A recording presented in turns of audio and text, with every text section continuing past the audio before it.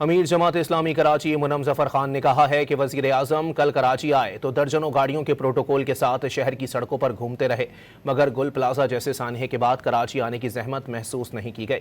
کراچی میں ادارہ نور حق میں پریس کانفرنس کرتے ہوئے منم ظفر خان نے کہا کہ جب صوبائی اور وفاقی حکومتیں کراچی کے لیے کچھ نہیں کر رہیں تو شہر کو بااختیار شہری حکومت دی جانی چاہیے۔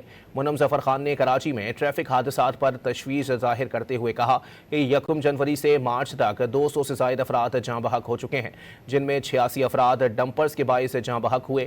انہوں نے کہا کہ ہیوی ٹریفک میں سینسر لگانے کے دعوے تو کیے گئے مگر آج تک کسی ڈمپر میں سینسر نصب نہیں کیے گئے۔ صفائی کی صورتحال پر تنقید کرتے ہوئے انہوں نے کہا کہ عید کے موقع پر شہر میں جگہ جگہ کچرا موجود تھا۔ Sindh solid waste management board نے خود تسلیم کیا کہ 3 دن تک شہر سے کچرا نہیں اٹھایا گیا۔ ان کا کہنا تھا کہ سندھ حکومت کراچی کو اختیارات دینا نہیں چاہتی۔ انہوں نے متحدہ قومی موومنٹ پر تنقید کرتے ہوئے کہا کہ MQM ہر حکومت کا حصہ بن کر کراچی کے مفادات کا سودا کرتی رہی ہے۔